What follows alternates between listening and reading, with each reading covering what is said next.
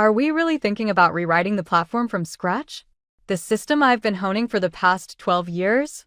Our new Chief Technology Officer, Marina, caught my attention as I gaped in shock. The day following her promotion, a sleek mahogany desk came in her office, and she was tapping her pen on it. You must comprehend, Nain. These days, cloud-native architecture is being used for everything.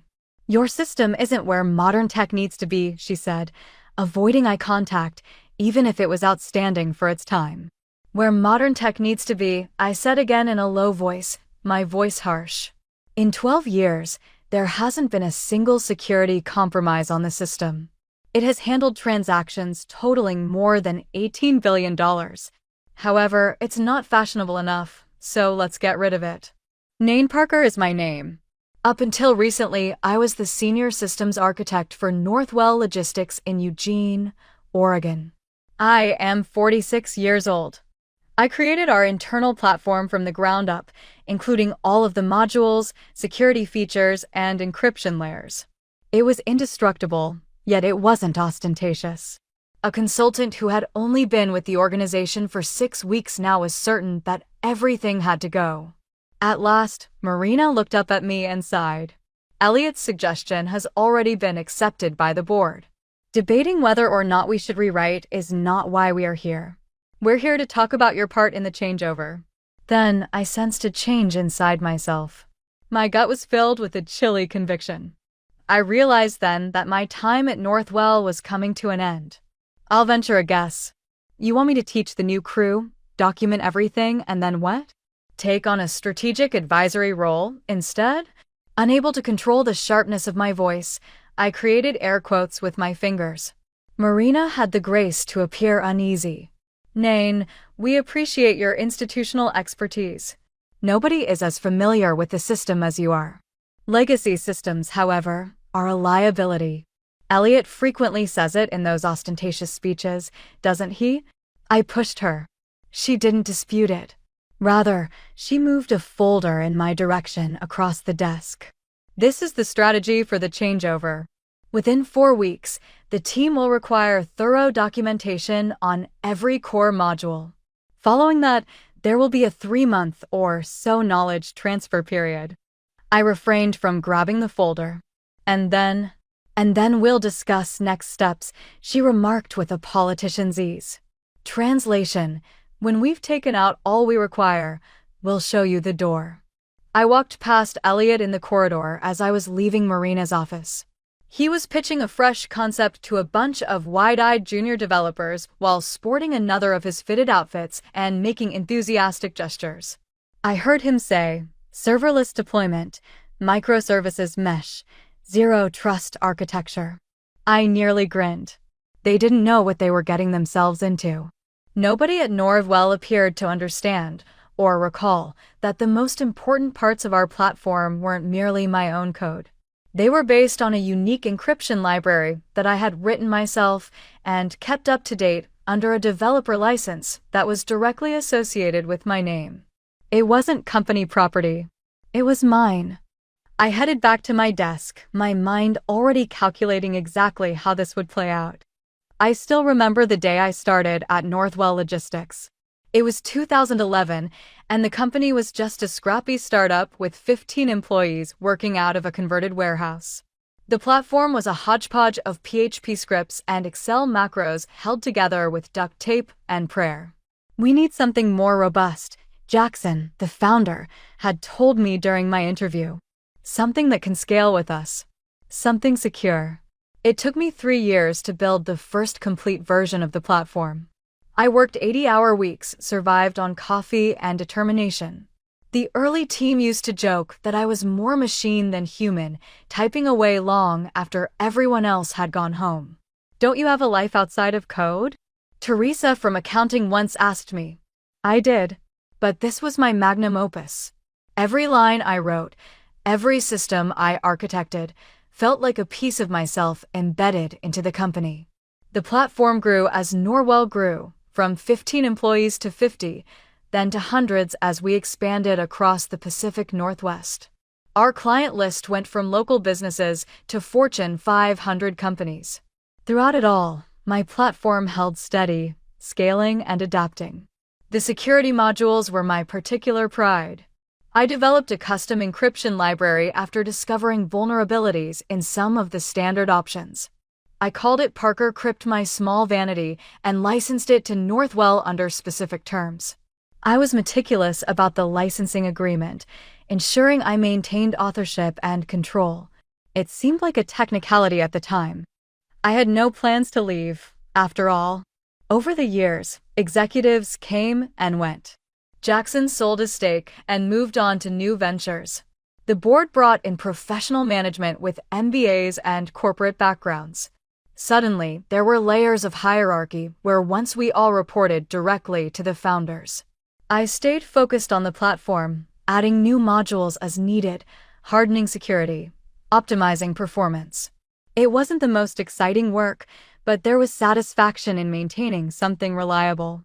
Then came the new wave of leadership, including Marina Carver as CTO. She'd come from a high-profile role at a tech giant and clearly had ambitions beyond Northwell.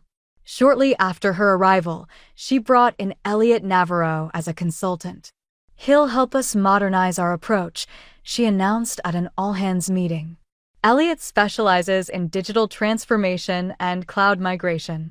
I watched as Elliot charmed his way through the company, conducting interviews, hosting workshops, giving presentations filled with buzzwords and colorful charts. He spoke with overwhelming confidence about technologies he clearly only understood superficially. "Your platform is interesting," he told me during our first one-on-one, in a tone that suggested he meant the opposite. "Very monolithic. Very 2010.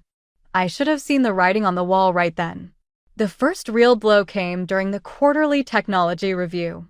I was scheduled to present the platform upgrade roadmap I'd been working on for months, plans to modularize certain components while maintaining the rock-solid security foundation.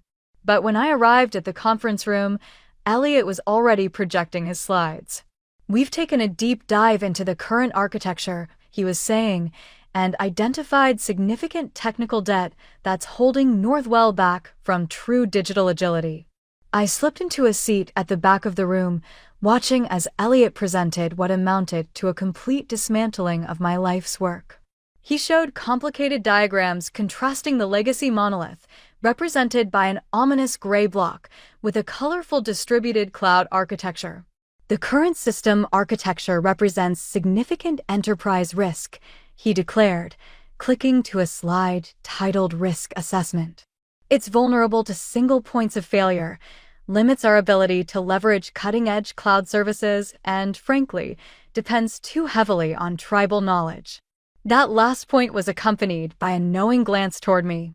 The subtext was clear: I was the tribe, and my knowledge was a liability, not an asset. "Questions?" Elliot asked, after outlining a proposal for a complete rewrite that would take only 18 months. "Yes," I said, raising my hand. "Have you analyzed the actual performance metrics of the current system or calculated the security implications of moving our client data to a distributed cloud architecture?" Elliot smiled thinly. "The benefits of cloud-native architecture are well documented in the industry. Nain, we don't need to reinvent the wheel here." "That's not what I asked," I pressed.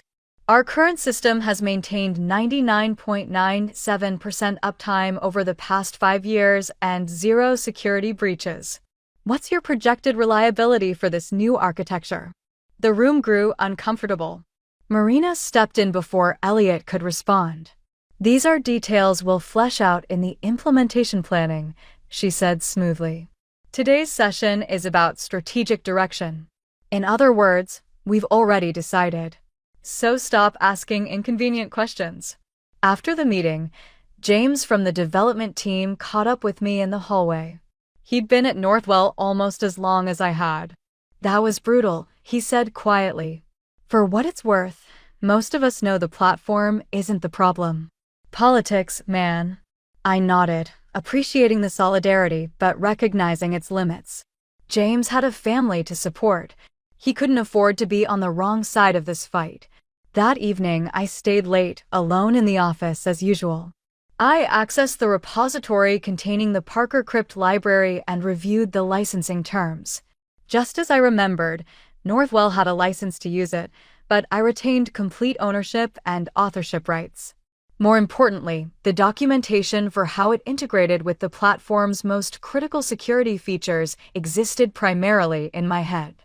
I made a complete backup of everything, including my personal notes and design documents. A strange calm settled over me. I wasn't going to sabotage anything. That wasn't my style. But I also wasn't going to make this easy for them. They wanted my system gone? Fine. They would learn exactly what they were losing. The next 3 months were a masterclass in corporate doublespeak. I was simultaneously crucial to our transition strategy and clearly on my way out. I sat through countless meetings where Elliot and his growing team of new hires dissected my work, often misunderstanding fundamental aspects of the architecture. The authentication module seems unnecessarily complex, one of the new developers commented during a code review session. We could replace this with a standard OAuth implementation. I had to bite my tongue. The authentication system was complex because it handled specialized access control for regulated industries, with automatic compliance logging that satisfied 3 different international standards. But explaining that would just label me as resistant to change. Instead, I dutifully documented everything they asked for, conducted knowledge transfer sessions, and answered questions. But I was selective about the depth I went into, especially regarding Parker Crypt. This encryption library, is this open source? Elliot asked one afternoon, frowning at his screen. No, it's proprietary, I replied carefully. Licensed to Northwell under specific terms. He made a note without looking up. We'll probably replace it with industry standard encryption. AES or something. I didn't bother explaining that Parker Crypt used a customized implementation of AES, with additional security layers specifically designed for our data types. Again, what would be the point? As the transition progressed, I became increasingly isolated. My team was gradually reassigned to the modernization project. My input was required less and less frequently. I could feel myself being pushed to the margins. One Tuesday morning, I found myself alone at my desk while everyone else was in a planning meeting I hadn't been invited to. My computer pinged with a calendar invitation. Transition planning, HR office, tomorrow 10 a.m. So this was it. I spent the rest of the day organizing my personal items and downloading my work to an external drive. Nothing confidential or proprietary, just my own notes, designs, and the Parker Crypt documentation I'd written. The next morning, I met with Vanessa from HR and Marina. The conversation was predictably sterile. As the modernization project enters its next phase, we're restructuring the development organization, Vanessa explained, reading from what was clearly a prepared script. Unfortunately, your current role won't exist in the new structure. We want to thank you for your years of service, Marina added, not quite meeting my eyes. Your contribution to Northwell has been significant. I was offered a modest severance package, contingent on a 2-week transition period, and signing a standard non-disparagement agreement. Nothing about the proprietary encryption library or my continuing ownership rights. Either they hadn't read the licensing agreement, or they didn't think it mattered.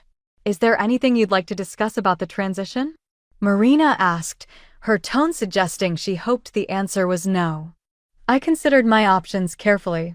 I could raise the issue of Parker Crypt now, making it clear that they didn't have rights to continue using it. I could demand additional compensation or threaten legal action. But something told me to wait. Let them discover the problem on their own. No, I said finally. I think everything's clear. For the final 2 weeks, I was the model departing employee. I documented additional systems, answered questions, and even helped troubleshoot a few issues with the prototype of the new platform. No one seemed to notice that I never fully explained how Parker Crypt integrated with the audit logging system or the customer data vault. On my last day, there was a small gathering in the break room. People I'd worked with for years shuffled awkwardly, ate cake, and made vague comments about keeping in touch. Marina made a brief appearance, thanked me again for my service, and disappeared back to her office. As I packed the last of my belongings, James stopped by my desk. "This place won't be the same without you," he said, genuine sadness in his voice. No, I agreed. It certainly won't. Life after Northwell was surprisingly peaceful. I took a month off, caught up on sleep, and reconnected with friends I'd neglected during my workaholic years. I updated my resume but didn't immediately look for a new position. 12 years at one company had left me financially secure enough to be selective about my next move. Occasionally, I would receive LinkedIn messages from former colleagues, mostly casual check-ins. But about 2 months after my departure, the messages took on a different tone. "Hey Nain, hope you're doing well. Quick question, do you remember how the compliance logging was configured for the financial services module? Having some issues with the audit trails." I provided vague answers, nothing they couldn't have figured out from the documentation I'd left behind. But the questions kept coming, growing more frequent and more specific. "Where exactly is the Parker Crypt integration documented? Do you have any notes on the custom credentialing protocols? Can you clarify how the token validation process interfaces with the encryption layer?" I knew what was happening without being told. The new system was hitting roadblocks, specifically around the secure components built on Parker Crypt. Without detailed knowledge of my custom library, they were struggling to replicate its functionality. One evening, my phone rang James's number. "Hey," I answered. "How's it going?" There was background noise on his end, voices raised in what sounded like a heated discussion. "It's a total disaster," he said, his voice low. "The new platform went live last week and everything's falling apart. Authentication is failing across departments. We've got data leaking between client instances, and the compliance team is freaking out because the audit logs aren't capturing the required information." "That sounds serious," I said, keeping my tone neutral. "Serious doesn't begin to cover it. We've got a major contract with Veltric Systems on hold because we can't prove compliance with their security requirements. Elliot is nowhere to be found. Literally, he's not responding to calls or emails. And Marina." He lowered his voice further. "Marina is looking for someone to blame." I didn't respond immediately, digesting this information. Part of me felt vindicated. They'd disregarded my expertise and were now facing the consequences. But I'd spent 12 years building Northwell's platform. Despite everything, I didn't want to see it fail catastrophically. "I'm sorry to hear that," I said finally. "I hope they figure it out." "Nain," James said, frustration evident in his voice, "you know they can't figure it out without you.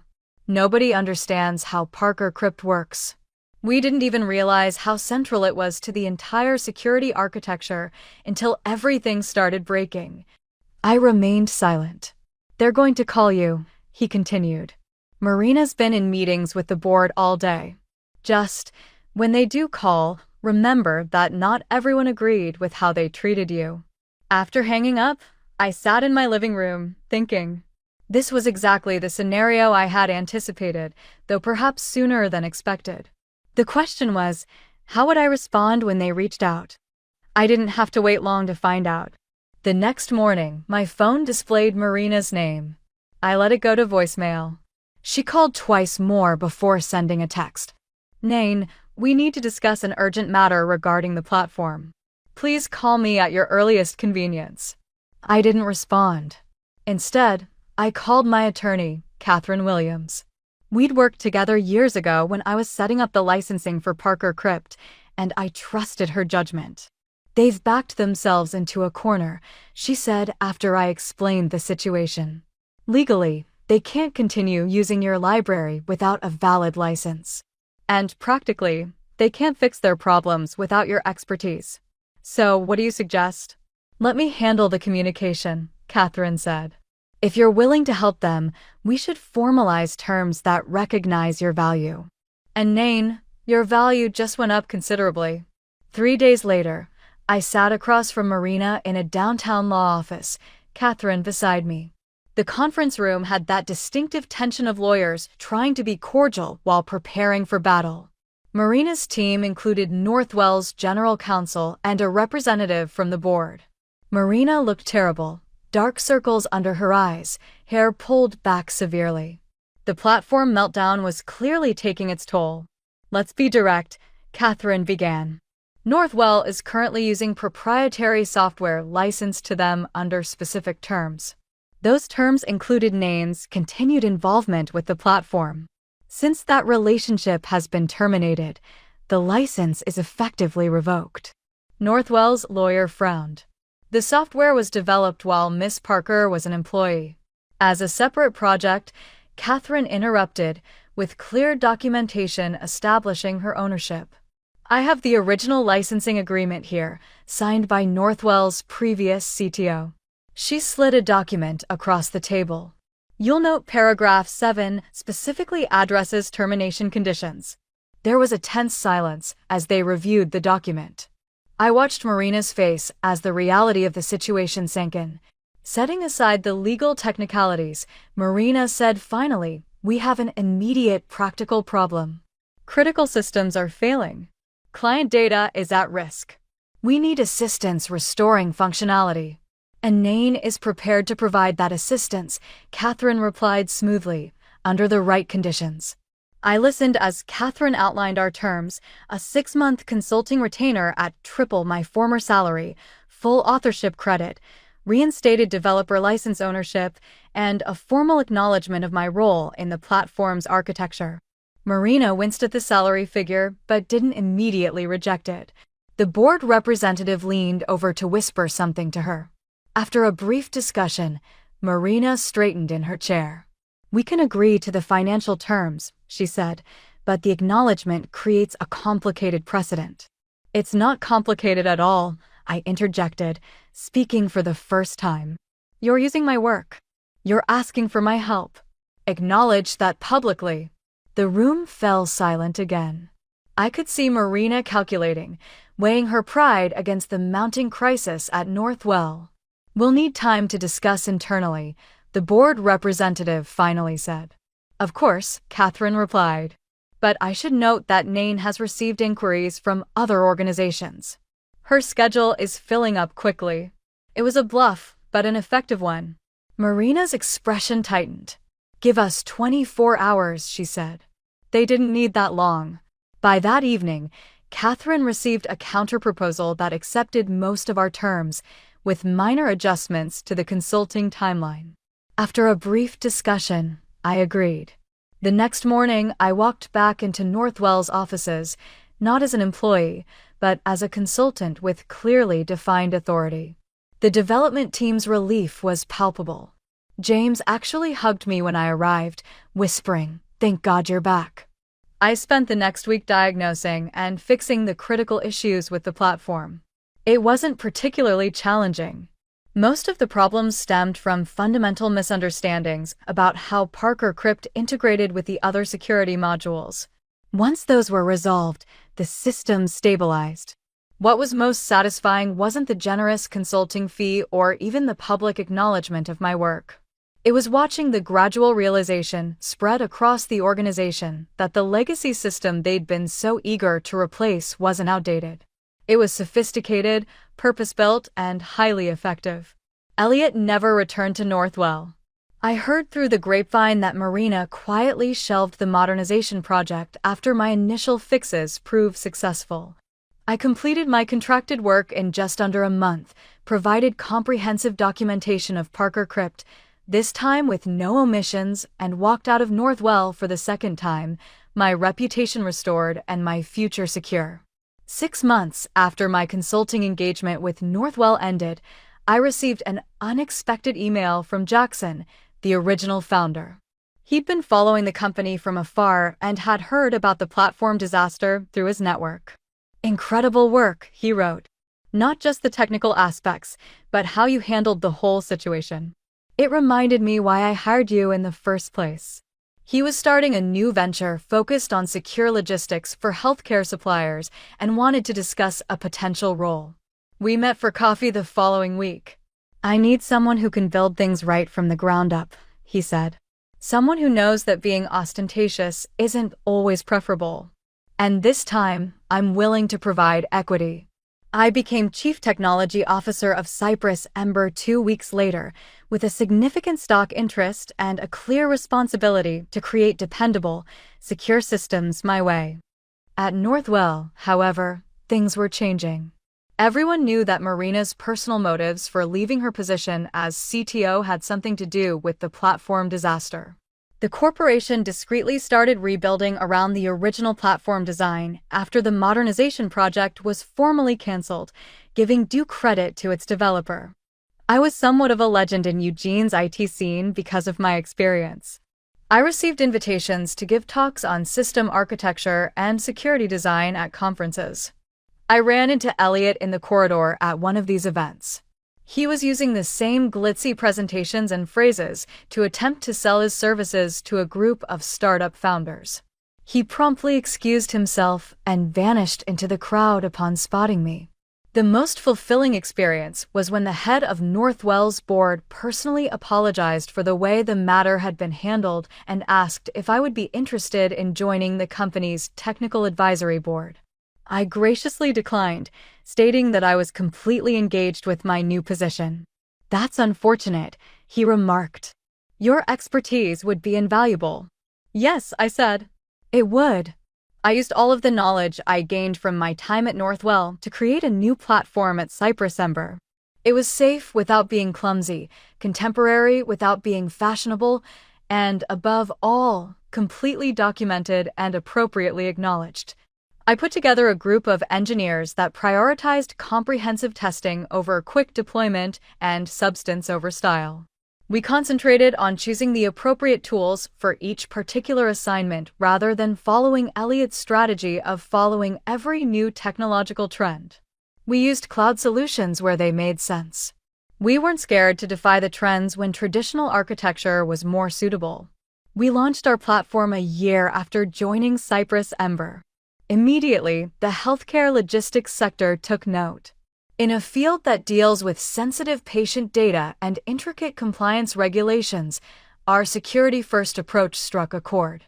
Jackson and I had a very clear idea: create something that was really effective, explain it in detail, and allow the outcomes do the talking. No fancy language, no hyperbolic claims, just good technology addressing genuine issues. Parker Crypt also changed. I made a version of it open source while keeping a proprietary extension for Cypress Ember's unique requirements. It was accepted by the open source community, which added features and enhancements. 3 years into this new phase, a significant provider of healthcare technology purchased Cypress Ember. The reputation of our platform for security and dependability has a significant impact on the valuation. I could retire if I so desired because of my stock investment, but the work was too fulfilling to leave.